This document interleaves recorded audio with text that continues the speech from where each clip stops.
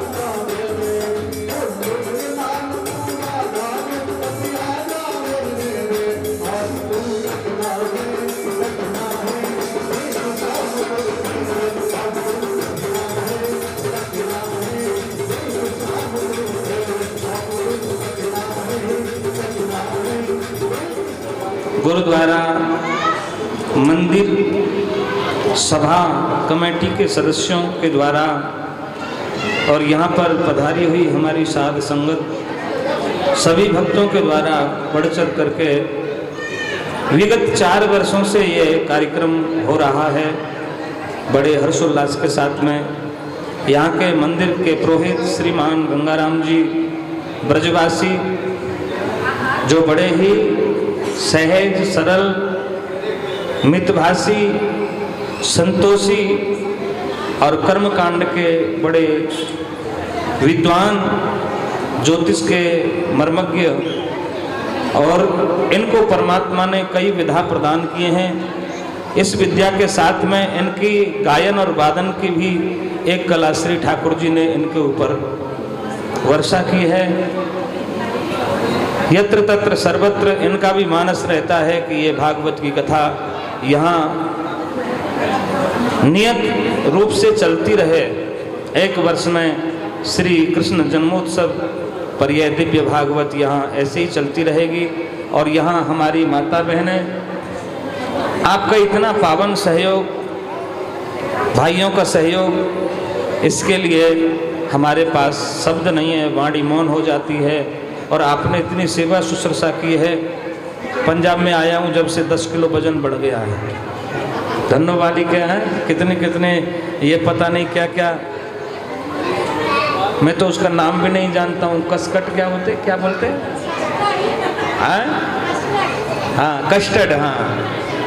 और ऐसे ये प्रसाद खिलाते हैं तो देखो ऐसा कर दिया हमको है। ये भी खूब सेवा में लगाते हैं और आज भी सेवा में फ्रूटी और समोसे का प्रसाद है, फल का प्रसाद है। तो आज तो हम लोग ये प्रसाद नहीं ग्रहण कर पाएंगे। तो हमारे कई लोगों को आज ये समस्या है कि आज समोसा क्यों आए। मैंने कहा समोसा मत खाओ, पर समोसा की खुशबू तो लो, हैं? क्योंकि आज इनकी एकादशी है तो आज ये समोसा नहीं लेंगे। मैंने कहा समोसा मत खाओ, पर समोसा की खुशबू इन तक पहुंच गई है। तो मैं धन्योवाली के भक्तों की यह पावन खुशबू पूरे जलंधर में नहीं, पूरे पंजाब में नहीं, पूरे विश्व में माता जी की जो कृपामयी दृष्टि है वो यत्र तत्र सर्वत्र पहुँचे। और जो यहाँ मंदिर में आकर के, माता जी के मंदिर में आकर के गुरुद्वारा में जो मत्था टेकता है उसकी सभी मनोकामनाएं पूर्ण होती हैं। ये माता जी की बड़ी कृपा है। और यहाँ मंदिर सभा के जो भी हमारे सदस्य हैं वह भी यहाँ आ गए हैं। और वह सभी हमारे जो विप्र बंधु हैं, कलाकार बंधु हैं, उन सब का विदाई देंगे। और हमारा जो पंजाब दैनिक न्यूज़ है, इस पर आप सभी इस चैनल को सब्सक्राइब करें और ज़्यादा से ज़्यादा इस चैनल को देखें। ये ऐसे ही धार्मिक कार्यों को आपको दिखाते रहेंगे। और जो भी जिसने ये चैनल अभी सब्सक्राइब नहीं किया उसको कर लें। और एक चैनल इसके साथ में यूट्यूब पर एक और कर लें, भूपेंद्र देव सरल के नाम से। उस पर भी आपको भागवत की कथा निरंतर देखने को मिलती रहेंगी। बोल धन्यवाली मैया की। 7 दिन तो पूजा चल रही है। आज पूजा का 7वां दिन है।